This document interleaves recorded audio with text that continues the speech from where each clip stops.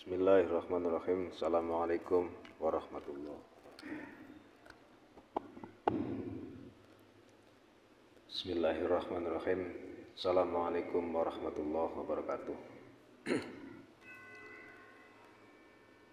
Alhamdulillah.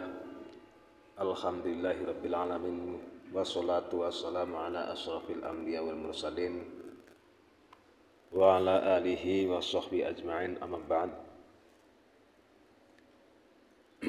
Pada kesempatan yang mulia ini, yakni rutinitas kita dalam rangka menjalankan satu program kajian yang intinya adalah monggo kula bareng-bareng belajar, bareng-bareng mutola'ah, mukhasabah, kanggo ngingetaken kula lan panjenengan sami kanggo ngeling-elingaken deres maning supaya semakin dina semakin akeh diingetaken sing maune wis weruh kelingan maning, sing maune durung weruh ya dari weruh. Pertama-tama kaula panjataken puja lan puji syukur dumateng Allah Subhanahu wa taala atas limpahan rahmat lan hidayahnya sehingga pada kesempatan puniki alhamdulillah masih saged masih bareng-bareng ngaji. Sholawat lan salam monggo kula sareng-sareng limpahaken dumateng junjungan Nabi kita Muhammad sallallahu alaihi wasallam beserta kerabatnya, sahabatnya, dan mudah-mudahan kita selaku pengikut umatnya sama-sama mendapatkan syafaat dari Allah Subhanahu wa taala sebagai penolong untuk kita semua, khususnya kita umat Kanjeng Nabi Muhammad sallallahu alaihi wasallam. Yang saya hormati jajaran keluarga besar DKM Masjid Jami Nurul Huda Suka Selamat, yang saya hormati jamaah sholat maghrib yang dimuliakan Allah Subhanahu wa taala, kaum muslimin wal muslimat baik teng griya maupun teng puniki majelis.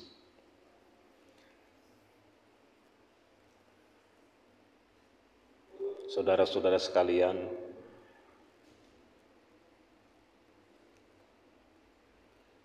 ada kalanya saya pada kesempatan kali ini ingin mengambil tema lupa dan motivasi yang lemah. Jadi terkadang sesuatu niat ibadah kita maupun niatan kita untuk menjalankan sesuatu seringkali terhalang oleh lupa ataupun kemalasan. Walaupun memang di sisi lain yang namanya lupa itu juga nikmat dari Allah Subhanahu wa taala. Mengapa dinyatakan lupa juga nikmat? Saudara bayangkan kalau kita dari mulai dilahirkan ke dunia ini sampai hari ini tidak ada satupun yang terlupakan oleh kita, betapa otak kita nggak mampu menampung memori sebanyak itu. Jadi Allah memberikan nikmat lupa juga merupakan nikmat dan mesti kita syukuri. Tetapi juga manakala lupa itu sebagai hambatan untuk kita menjalankan kewajiban, kebaikan, dan kesadaran-kesadaran lainnya, ibadah lainnya, itu juga menjadi satu halangan bagi kita yang nanti yang seharusnya kita lakukan justru karena gara-gara lupa, gara-gara kita ini menunda. Berbicara pengalaman lupa, pokoknya kita semua sering kali eh, berada pada posisi manakala kita ingin menjalankan sesuatu, pengen sholat, biasanya yang tidak rutinitas itu seringkali lupa. Contoh misalnya istikharah, hajat yang tidak kontinu dilakukan seringkali lupa. Padahal sorenya sudah niat nih, mau menjalankan sholat sunnah malam nanti. Cuma kadang-kadang sore ini kita banyak teman, banyak main, kemudian lupalah dengan kegiatan saudara-saudara sekalian. Lupa, apalagi sudah pegang gadget, pegang handphone, lupa semuanya. Sehingga lupa ini juga sering menjadi kendala untuk kita menjalankan ibadah. Begitupun dengan lemahnya motivasi atau kemalasan. Jadi kita dalam sewaktu-waktu kita sering kadang menunda pekerjaan kita. Pekerjaan seperti apa? Sholat misalnya. Karena sholat zuhur adalah waktunya panjang atau sholat isya waktunya panjang, sehingga menunda dengan alasan mengakhir waktu supaya mendapatkan sunnah, dengan alasan mengambil akhir waktu. Apa yang terjadi ketika kita nunda? Nanti lihat jam lagi, baru jam 12:30, nantilah masih panjang. Lihat jam lagi, baru jam 1 atau jam 13, nantilah masih kagok main. Lihat jam lagi, baru jam 1:13, sehingga pas pada waktunya kita sudah masuk asar. Padahal kita sadar bahwa waktu kesempatan itu ada, kesempatan untuk kita menjalankan ibadah itu ada, atau menjalankan kebaikan itu ada, tetapi kita sering menunda, sehingga motivasi keniatan kita yang tadinya kita mau melakukan sesuatu kemudian pudar karena kita menunda. Dua hal inilah seringkali menjadi alasan kita terlewatnya kesempatan, menghalangi kewajiban-kewajiban kita. Masih mending kalau lupa. Lupa itu karena sesuatu yang tidak disengaja. Tetapi juga lupa itu sendiri ketika memang seringkali kita tidak kontinu, ya memang sering lupa. Gini saja, kalau kita sudah terbiasa, kayak mata beda. Mata, siapa yang menyuruh mata ketika ada benda datang ke mata kita terus kemudian memejamkan mata, melindungi dirinya? Terus kemudian ketika abu datang dia juga memejamkan mata tanpa harus disuruh. Itu namanya gerak refleks. Gerak refleks itu adalah gerak yang memang sudah terbiasa dilakukan untuk melindungi dirinya sendiri. Begitupun dengan ibadah. Supaya terjadi ibadah itu sendiri, refleks kita lakukan, yaitu dengan cara kontinu melakukan ibadah itu sendiri. Saudara lihat saja, penghafal Al-Quran itu rata-rata tidak bisa meninggalkan bacaannya dalam satu hari. Tidak bisa, karena memang ketika kita menunda dalam satu hari, biasanya banyak yang lupa.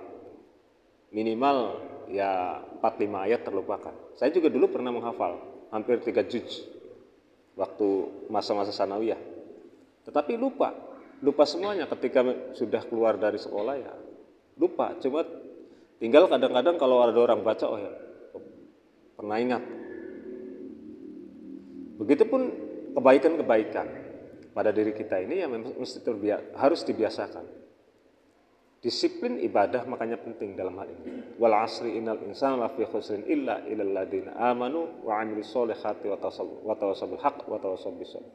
Ya, kita harus menyadari kalau waktu itu sedetik pun, sejengkal pun, Ya memang ada konsekuensinya. Ada pertanggungjawaban. Jangan dikira kita ini duduk centul kemudian tidak ditanya apa-apa. Jangan dikira bahwa kita ini kemudian ya saya ini udah miskin, nggak punya apa-apa, kemudian nanti juga Allah ngisabnya gampang. Nanyanya apa sih? Kalau orang kita nggak punya apa-apa, tinggal kita sholat. Nah, justru dodok jentulnya itu juga dihitung. Dodok jentulnya. Kalau memang dodok jentulnya ente-ente semua kemudian bernilai ibadah. Kalau memang ngerumpinya ente-ente semuanya bernilai ilmu. Kalau memang diskusinya kita ini diskusi ilmu, belajar dan ibadah dan lain-lain, maka setiap detik kita, setiap tindakan kita, setiap ucapan kita pada akhirnya bernilai ibadah. Saya sudah terangkan dalam waktu-waktu yang sebelumnya bahwa beberapa trik supaya amalia kita memang setiap gerakan tubuh kita, setiap pekerjaan kita bernilai ibadah, ya kuncinya tadi, niat. Pada waktu sebelum-sebelumnya sudah saya sering sampaikan, maka janganlah lupakan niat itu sendiri. Secara esensi, motif itu penting. Secara esensi, motif itu penting. Kenapa dalam biasanya bakal polisi nggak tiwong salah, yang digali informasinya adalah mengarah bisanya terjadi ke situ adalah motifnya, tujuannya. Yang memberatkan orang salah sanksi atau tidak, yaitu motif. Pernah kejadian kasus membunuh orang karena lantaran bela diri, sempat dibebaskan gara-gara santri waktu itu bela diri, kemudian si penjahatnya meninggal dunia. Sama-sama membunuh orang, tetapi ketika motifnya adalah membela diri, tujuannya membela diri, ya maka secara hukum pun akan dibebaskan. Begitupun dengan kita, dengan ibadah kita. Ingat sekali lagi bahwa dodok jentule kita tidak gratis. Tidak ada yang tidak luput dalam catatan Allah. Tidak ada yang gratis di mata Allah. Karena memang Allah cuma menuntut bayarannya itu. Sejatinya Allah menciptakan kita ini ya hanya untuk ibadah. Menciptakan jin dan manusia itu hanya khusus untuk ibadah.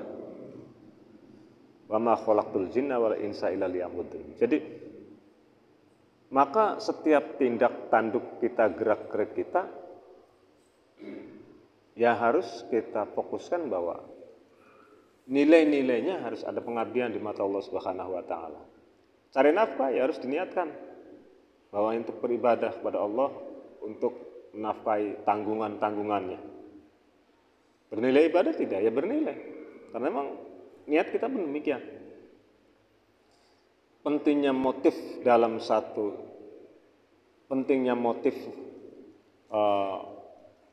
dalam ibadah kita ini ya mesti harus ditingkatkan lagi.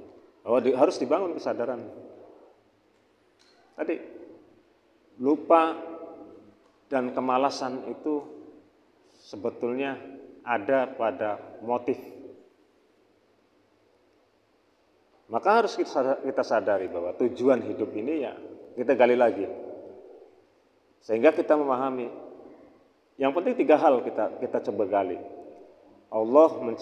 Siapa yang menciptakan kita, kemudian diciptakan untuk apa, terus mau kemana. Nah 3 hal ini kita harus renungkan. 3 hal ini. Siapa yang menciptakan kita? Ya Allah.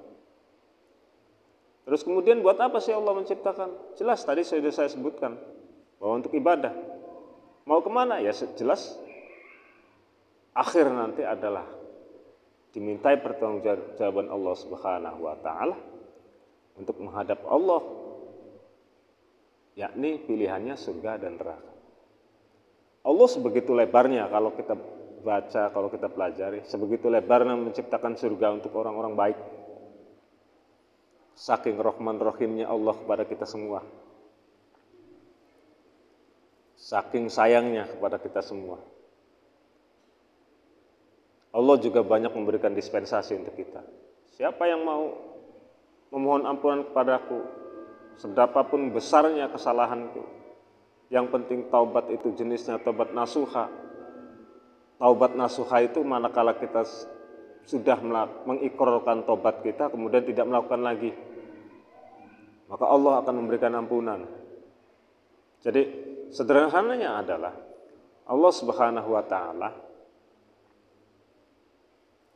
sebetulnya sangat Maha Rahman dan Rahim. Rahmannya untuk semuanya. Hidup di dunia itu, jangankan kita yang masih suka sholat, kemudian lupa, kemudian sholat, masih diberikan Rahman, masih diberikan nikmat. Walaupun hanya sekedar nikmatnya, misalnya nikmat kita bisa bernafas, nikmat kita bisa menjalankan ibadah, nikmat kita bisa mencari rezeki dengan normal. Begitupun orang kafir, sama, mereka juga diberikan nikmat Allah.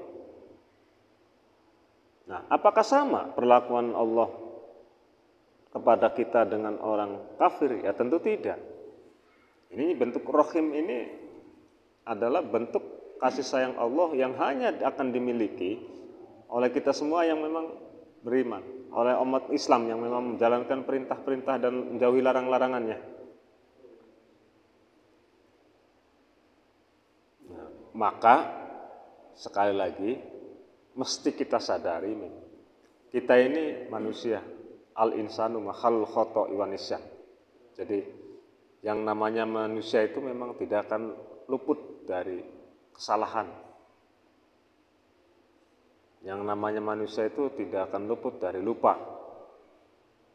Yang namanya manusia itu juga tidak akan luput dari dosa-dosa yang disengaja maupun tidak disengaja. Tapi akuilah bahwa kita ini Allah memberikan rahimnya kepada umat Islam, pada orang-orang yang beriman. Ya demikian, masih ada ujian, masih ada cobaan. Kadang mungkin kita berpikir bahwa ternyata orang kafir itu kaya-kaya. Apakah saya masuk orang kafir saja sih supaya kaya?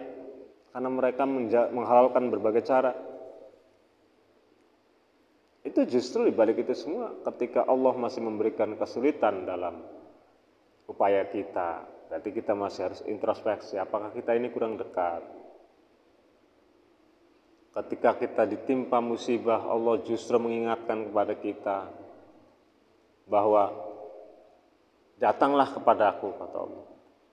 Datanglah, mengakuilah bahwa kita ini salah. Ketika kita ini diberikan kelebihan,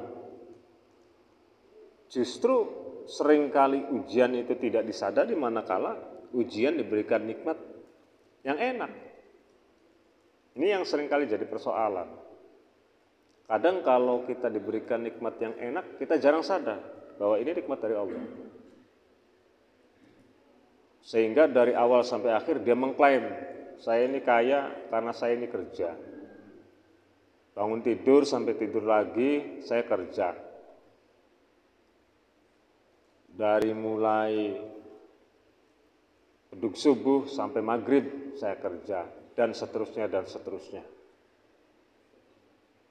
Cuma yang dilupakan bahwa apakah cukup dengan kerja kemudian rezeki itu akan datang?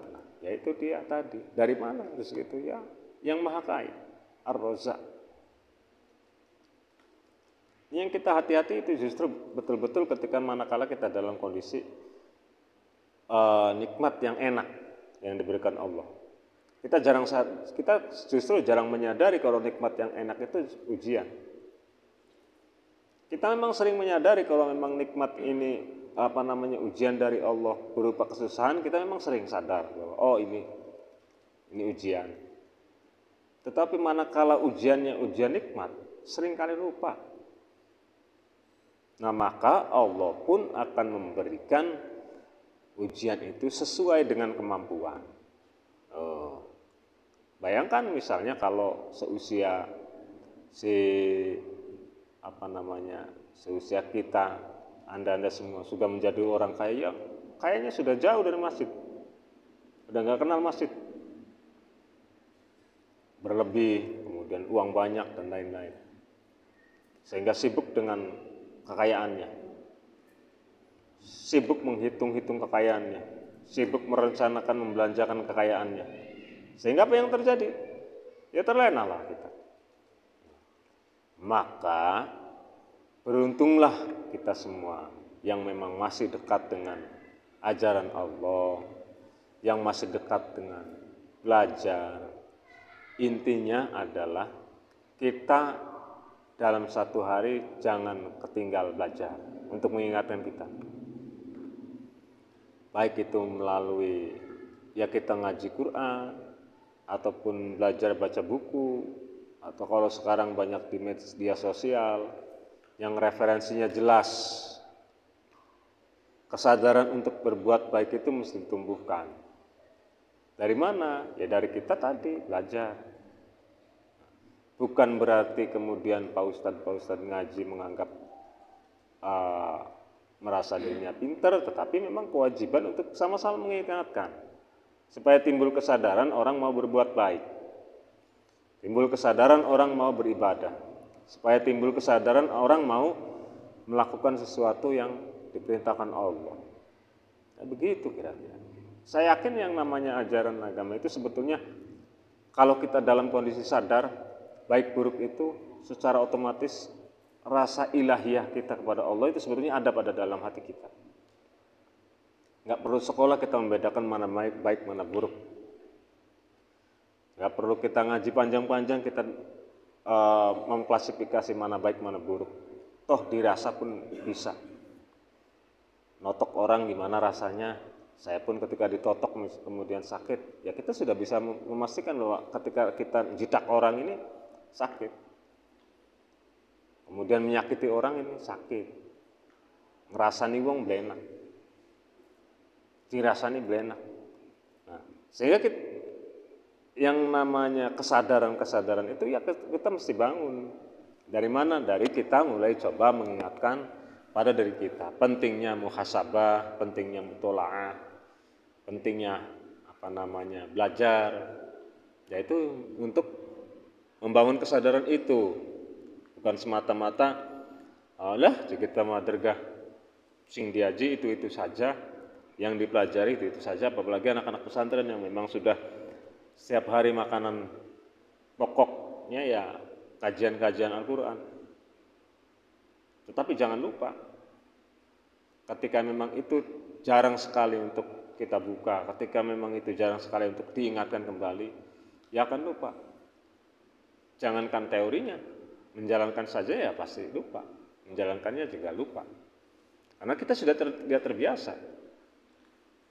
Anak-anak pesantren memang disiplin ngaji, disiplin belajar, sholat dan lain sebagainya karena dibiasakan. Nah, begitupun kita. Yuk kita coba mulai hari ini. Dibiasakan minimal lah ada waktu-waktu tertentu untuk kita membangun kesadaran untuk berbuat baik dan meningkatkan ibadah. Baik itu dalam malam hari, siang hari, di waktu-waktu senggang, dan yang lainnya. Kita coba untuk belajar. Baik belajar membaca maupun lain-lain. Kalau kita sulit, misalnya ilmu kita belum cukup kalau hanya sekedar kita membaca Quran. Karena membaca Al-Quran juga ketika memang ibadah, bernilai ibadah, tetapi ketika kita nggak ngerti juga sisi manfaatnya agak mengurangi. Yang seharusnya kita membaca Al-Quran, maksudnya begini, kita ini sudah begini. Nah, ketika memang kita kurang paham apa yang kita baca, ya agaknya supaya bernilai ibadah dan bernilai ilmu dan membangun kesadaran, ya tentu mesti belajarlah referensi yang lain. Baik melalui buku, kitab, dan lain sebagainya. Pakai terus aja kita beli bisa-bisa aja maca. Wis punduliku tulisannya cilik-cilik pisan bekaton. Ya sekarang sudah banyak terjemahan. Terjemahan itu mulai dapat. Saya juga sering baca terjemahan. Ya, sekarang juga kadang-kadang ngambil referensi terjemahan kitab-kitab dalam bentuk terjemahan bahasa Indonesia sudah banyak. Baik dalam bentuk aplikasi maupun dalam bentuk karya-karya tulis di internet. Sekarang lebih mudah sebetulnya, tinggal kita mau nggak.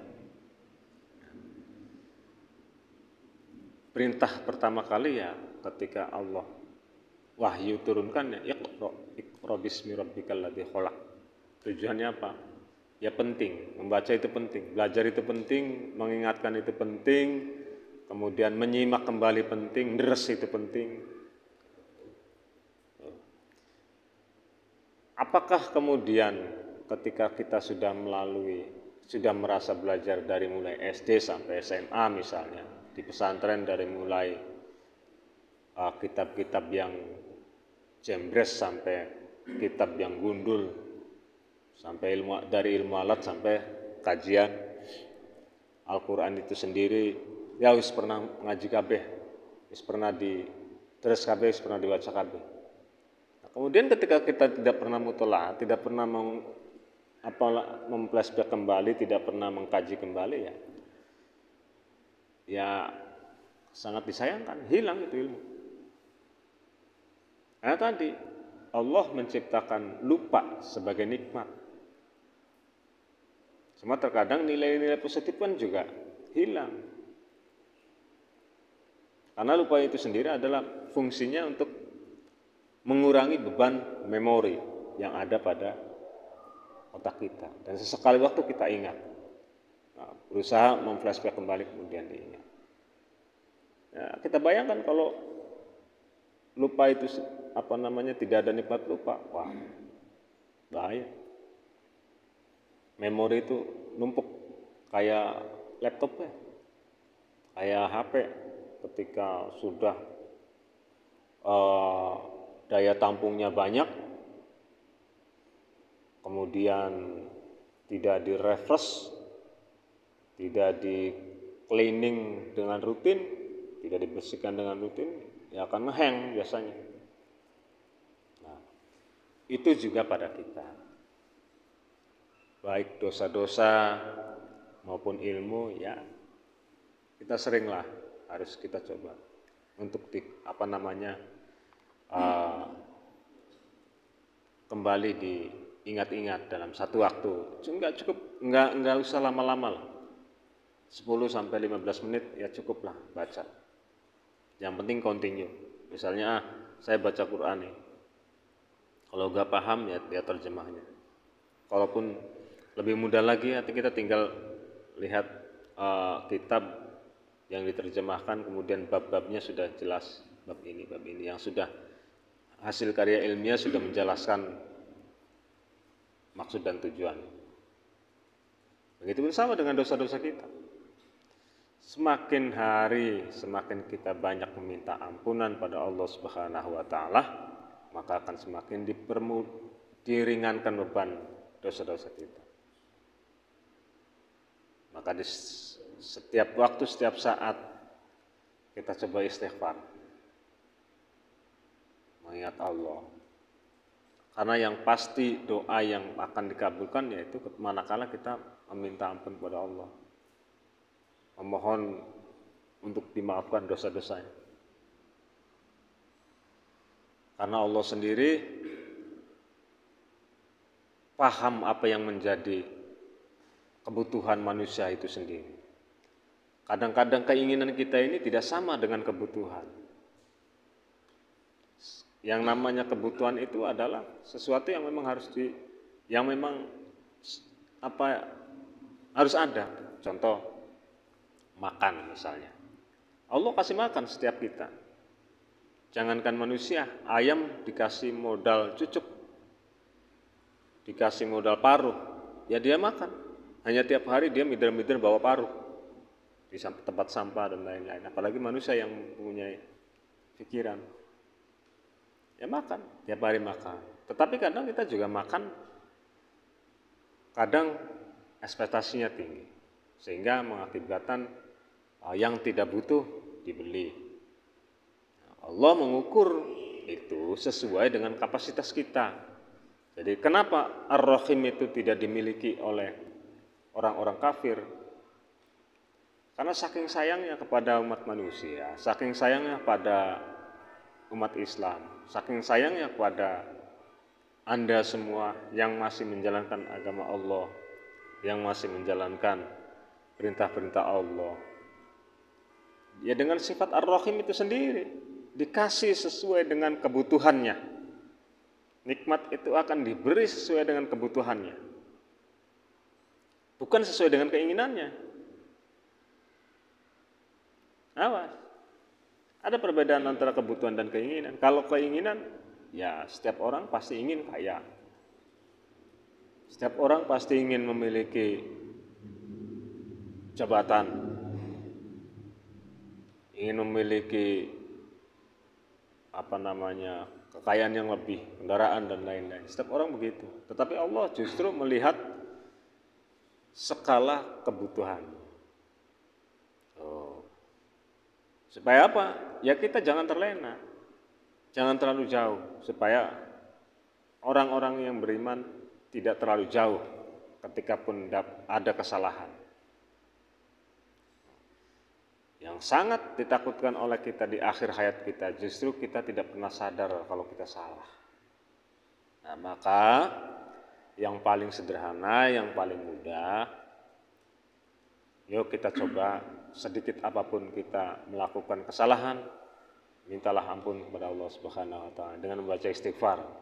Aderganing Gusti Allah mah bliwuruh kan, wong sejen. Ya sekarang aku bener gitu bahwa kita salah, jarap maning-maning. Bokat ning wong mah isin jaluk maafura, tapi timbul kesadaran bahwa kita ini salah. Yang paling bahaya adalah selalu pembenaran atas kesalahan, itu yang paling bahaya. Ya, nyuwun priye maning sih yang kita ne anu. Itu yang berbahaya. Kadang posisi salah pun kita mencoba untuk cari pembenaran. Nah, maka sekali lagi yuk kita coba pada kesempatan yang baik ini kita coba memperbaiki. Sekali lagi, lupa memang seringkali kita jumpai, dan kemalasan itu juga sebagai hambatan untuk kita menuju surganya Allah Subhanahu wa taala. Maka cobalah, karena kita ini sering lupa, maka cobalah untuk continue melakukan kebaikan itu sendiri, melakukan ibadah itu sendiri. Karena kita ini sering malas, maka harus kita sadari kalau waktu itu adalah sedetik, sekecil apapun yang Allah beri. Jangankan jumlah menit, detik pun akan dimintai pertanggungjawaban oleh Allah Subhanahu wa taala. Maka bersegeralah untuk melakukan sesuatu yang baik ataupun melakukan ibadah. Jangan ditunda. Dengan alasan apapun. Sekali lagi, ini sering kita alami, baik urusan ibadah maupun urusan pekerjaan. Justru lupa itu karena kita tidak continue. Dan kemalasan itu sering terjadi adalah karena kita sering menunda yang seharusnya kita punya kesempatan. Waktu masih kecil, masih cilik, komaning kita belajar sembahyangnya bakal wis balik. Begitu balik, kolah masih nom. Sembahyang komaning bakal wis kita wis kawin. Begitu menikah lebih repot lagi. Waduh, ngurusi makannya, minumnya, biayanya, gak sempat. Begitu sudah menikah, masuk lagi masa-masa dewasa, lebih tidak sempat lagi. Kenapa? Menurunnya kemampuan tubuh kita, menurunnya kemampuan, bertambahnya usia kita, akan menurunnya kinerja organ-organ kita, lebih tidak sempat lagi.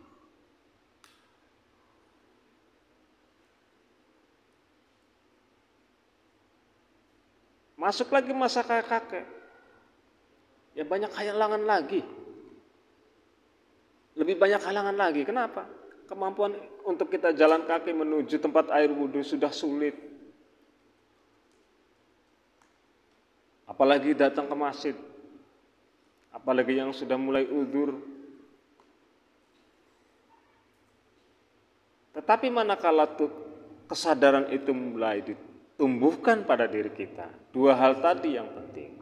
Jangan menunda dan kontinyukan sesuatu yang baik.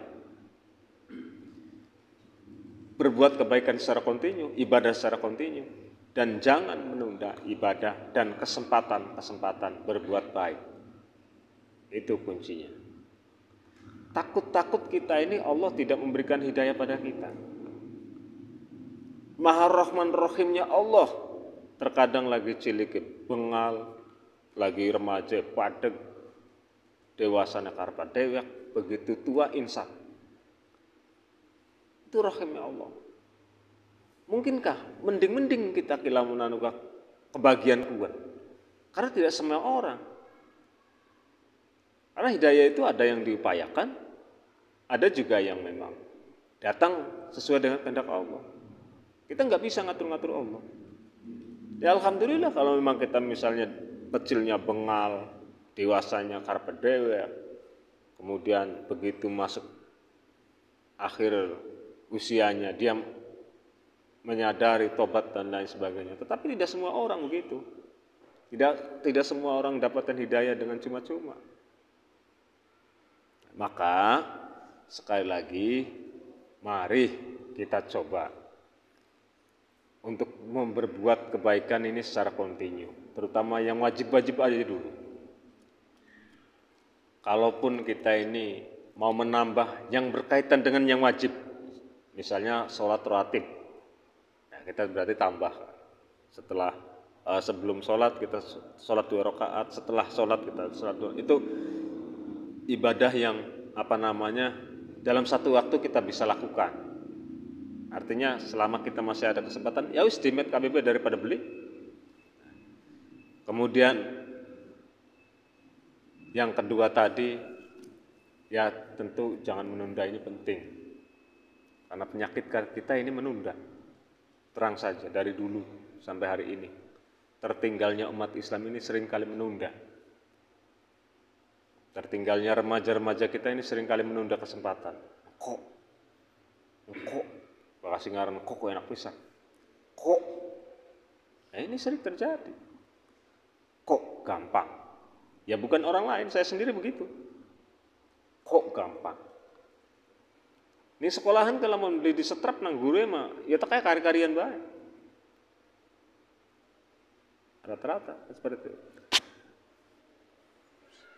Itu saja barangkali yang saya sampaikan pada kesempatan kali ini, karena hampir memasuki waktu Isya. Jadi sebelum kita tutup, barangkali ada yang dipertanyakan, silakan.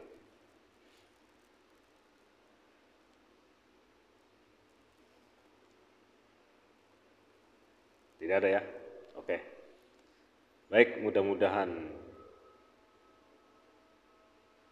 pertemuan kali ini ada manfaatnya dan tentu dapat menyadarkan kita bahwa pentingnya kontinu ibadah, pentingnya tidak menunda pekerjaan, tidak menunda ibadah, itu penting sekali. Wallahul muwaffiq ila aqwamit thoriq. Assalamualaikum warahmatullahi wabarakatuh.